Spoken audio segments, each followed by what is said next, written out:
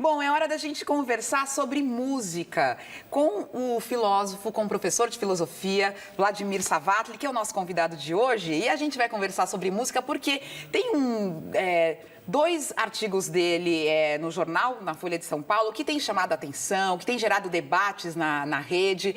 E a gente chamou justamente aqui para a gente conversar um pouco sobre eles. O artigo inicial se chama O Fim da Música, Savatli. E eu queria colocar aqui uma aspas aqui do seu artigo, que eu achei interessante para a gente começar a discussão. E a gente está falando do contexto da música brasileira. Então, essa aspas aqui é do Savatli. Há uma incrível covardia crítica em relação à miséria musical que circula nesta última década. A gente está falando do Brasil. Savatli, e esta incrível covardia, na sua opinião, se deve a quê? Não, veja, eu queria só contextualizar primeiro a afirmação, porque pode parecer assim que é uma coisa muito taxativa. Eu fui na manchete, né? Eu fui logo já na manchete. Você é jornalista, você sabe como fazer a coisa funcionar. O que eu havia insistido é o seguinte: a produção musical contemporânea, que tem inovação formal, que teve um desenvolvimento muito interessante do ponto de vista das suas potencialidades líricas e por aí vai, ela foi deslocada do centro de circulação. E ela ocupa basicamente as margens. E o centro de circulação da produção musical atual é comandada por alguns tipos de estilos que são de uma miséria musical absoluta, isso é verdade. Eu tinha elencado dois que eram os mais evidentes, que era o funk e o sertanejo universitário. De fato, eu sempre estranhei duas coisas. Primeiro, uma certa dificuldade, que hoje é cada vez maior, certo? De fazer uma crítica da mercadoria musical. Uma crítica da forma musical que se adequa de maneira absolutamente não problemática à sua condição de uma certa mercadoria na indústria cultural. Porque até o conceito de indústria cultural para certas pessoas desapareceu. Então, daí que eu tinha falado em uma certa covardia crítica. E outra coisa que eu achava que também era muito sintomático é como isso ocorreu, na verdade, de uns 15 anos para cá. Quer dizer, faz parte um pouco da atividade de reflexão sobre a crítica cultural, certo? Você identificar, certo, aqueles elementos que são, de uma maneira ou de outra, capazes de começar a circular no interior da vida social de uma forma tal que eles não conseguem produzir nada a mais. Entendeu? Eu queria insistir nisso porque, veja, não é só uma crítica à simplicidade musical. Nós conhecemos vários momentos onde a simplicidade foi decisiva, mesmo na música popular, mesmo nessa música de maior consumo, sei lá, blues, punk, que graças ao punk você teve pelo menos os 10 anos de maior produtividade do rock mundial, certo? O fato é que nós temos nesses dois gêneros que eu elenquei um tipo de simplicidade que ela é bloqueadora. Daí não aparece nada. Bloqueadora em que sentido? De não que trazer nenhuma discussão, de não gerar nada? Não há dinâmica no interior dessas formas. Sei lá, a música popular ela tem 3 eixos fundamentais de dinâmica das suas formas. Uma certa hibridação, sei lá, você pega Mangue Beat, que misturava maracatu com rock, você tem esses processos de complexificação.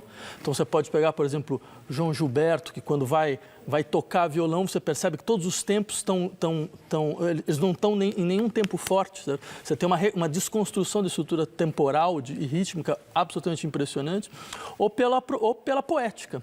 Então, você tem grandes poetas que vão fazer música popular. Então, nenhum desses 3 elementos está nesses 2 gêneros. O que eu fico pensando é o seguinte, você disse, nesse tempo que você colocou, de 15 anos para cá, mas na década de 70, o que se ouvia no rádio não era o brega, não era esse gênero musical, a canção romântica. Será que isso sempre existiu? Será que isso sempre existiu? Isso é inegável, mas fazia parte da reflexão sobre a cultura a ideia de que nós deveríamos tensionar a produção da cultura popular. Certo? Tentando trazer novos elementos e não se adequando no ponto de vista do discurso. Não, isso é o que eles fazem, nós devemos respeitar e ponto final. Entendi. Entendeu? Quer dizer, o que eu acho impressionante é o fato de que não se tensiona mais. Tá. Eu diria tensionar no seguinte sentido. Por exemplo, meus alunos, todos ouvem. Eles conhecem todos, funk, eles conhecem toda a música popular atual, tal. Agora, o pessoal da favela, da periferia, não tem acesso a John Cage, por exemplo. Não tem acesso a Ligeti. Isso é você está percebendo? Quando que isso não seria um problema? Você tem um processo no qual a circulação se bloqueou, certo?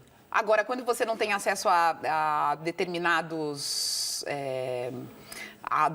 referências, você também tem a possibilidade de criar com qualidade, não? Não, com certeza. Isso não é... ninguém está fazendo aqui um tipo de insistência no jogo da alta cultura contra a cultura popular, qualquer coisa parecida. Eu estou falando uma coisa quase até mais elementar. Veja, mas as pessoas têm o direito de terem acesso ao maior número de possibilidades possíveis. E não há esse acesso mais. Você tem um processo de oligopolização da produção cultural dos últimos 10 anos que é absolutamente inacreditável. É que como a gente entrou no sistema de redes sociais, tem alguns setores têm um pouco a ilusão de que você multiplicou, certo, o espaço de circulação. Que você deu mais possibilidades. Você reorganizou a geografia dos espaços. Mas eles continuam Mas distantes. se você pega a estrutura, digamos assim, de alta circulação, ela está completamente oligopolizada. Eu queria mostrar para você e para vocês aí de casa as 5 músicas mais ouvidas no país agora. Pensa num trem bom, que trem gostoso. Hoje não tem choro nem me quer. Se essa saudade cair na minha lagoa, hoje eu sou jacaré. Mas quem é que eu tô tentando enganar? É só você fazer assim que eu volto. Tô namorando todo mundo, 99% anjo perfeito, mas aquele 1% é vagabundo. Mas aquele 1% é vagabundo, safado e elas gostam. Tá vendo? Você não me escutou e tá aí sofrendo. Foi procurar lá fora o que tinha aqui dentro. Enxuga essas lágrimas e olha bem no fundo dos meus olhos. Bem feito. Espera com um sorriso de lábios vermelhos. Prepare a nossa cama pro que eu quero brindar pra esquecer esses 10 minutos longe de você. O que o povo gosta não é bom, Savatli? Não, a questão é que, veja, o povo faz muito mais do que isso. Entendeu? Ele produz muito mais do que está sendo apresentado. Quer dizer, isso eu acho importante insistir. O fato é que, dentro daquilo que a gente chama de produção popular, certo? Um tipo de fenômeno, um tipo de estilo, um gênero, foi apropriado de uma maneira tal que ele circula de uma forma tal que qualquer outra coisa que aquilo que a gente chama de a cultura popular produzisse, não circula mais. A gente tem o peso, então, ainda muito grande dos meios de comunicação, da indústria fonográfica, ditando um pouco essas regras? Veja, há estudos muito claros que mostram 2 coisas muito interessantes. Primeira, se você pega o top 10 dos últimos 10 anos, esse top 10 dos últimos 10 anos, quer dizer, mais ou menos 50% do top 10 foi feito por 8 músicos só, no mundo inteiro. Isso não é só brasileiro, isso é mundial. Certo? E outra coisa muito interessante, quer dizer, até os anos 90, você tinha ainda um padrão de produção fonográfica onde a figura dos selos independentes era importante, né? Hoje, isso praticamente desapareceu. Então, o que você tem? Você tem um tipo de produção muito pulverizada e você tem um centro completamente oligopolizado. Da mesma maneira como você tem em outros setores da economia, a estrutura de monopólio, você também tem na cultura. Eu queria que você comentasse, na verdade, como é que essa produção e a música feita, a produção artística é influenciada pelo nosso contexto político, né? Essa produção mais popular, essa produção da indústria, da massa, tem ligação com o momento político do país? Olha, eu tenderia a dizer o seguinte, da mesma maneira como nós conhecemos aí mais ou menos 12 anos de um período de desenvolvimento que a gente costuma chamar de lulismo, né? Que tem uma série de características, né? Uma delas é um modelo de integração de classes que estavam em ascensão social, principalmente através do consumo. Certo? Quer dizer, você tem um modelo de lulismo cultural, que é uma integração de uma série dessa classe que vai em ascensão através da sua redução a produtor de um tipo de mercadoria cultural. Certo? Então, volto a insistir, a questão é, de toda a complexidade da produção atual, certo? O que realmente circula, você mostrou, você percebe? São 4, pelo menos você tem 4 sertanejos universitários que são absolutamente idênticos do ponto de vista da sua estereotipia formal, da sua miséria do ponto de vista poético, qualquer coisa que possa aparecer, certo? Do seu tipo de afeto que acaba circulando, quer dizer, são mais ou menos as mesmas histórias, o mesmo tipo, quer dizer, você não tem complexificação de nenhum tipo de experiência, ao contrário, você tem uma estereotipia cada vez maior. Quer dizer, depor a ideia de que é necessário criticar esse tipo de coisa, isso me parece completamente temerário e absolutamente inaceitável. Tá bom, para fechar aqui, você tinha dito que esse estilo e esse tipo de música vem nessa fase do lulismo, é isso? A gente estava tentando fazer essa ligação. Não, estou dizendo que existe esse último momento, certo? Ele acabou fazendo com que nós tivéssemos eu diria mesmo, uma naturalização, certo? A gente naturalizou de uma forma tal... Quer dizer, eu já ouvi coisas absolutamente inacreditáveis. Por exemplo, pessoas que vão tentar, de uma maneira ou de outra, justificar uma certa complexidade que, porventura, existiria no funk, dizendo, não, mas isso vem do Miami Bass, que vem do Kraftwerk, que, por final, vem do Stockhausen, então tem uma relação do Stockhausen e um funk. Isso é uma coisa, é uma brincadeira, entendeu? Dizer... eu estou dando risada aqui porque, de alguma forma, são coisas que eu também, na verdade, até já disseminei e compartilho. A gente tem um pouco, tem um vício aí em tentar levar e analisar a música dentro de um contexto social, entendendo quem está fazendo a música, onde ela nasceu e onde ela cresceu. Posso dizer 3 coisas sobre isso? Pode, a primeira delas é o seguinte, eu acho que é importante a gente entender que uma coisa são análises sociológicas, outra coisa são julgamentos estéticos.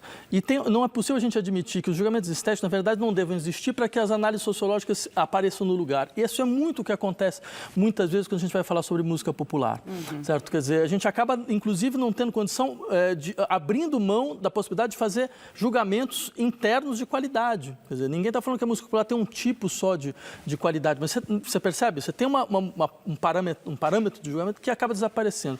Isso é o primeiro ponto, certo? O segundo ponto, eu insistiria, existe a forma canção, certo? Ela tem toda uma história ligada ao desenvolvimento da ideia de Estado-nação. Poderia ficar aqui a próxima meia hora falando sobre isso.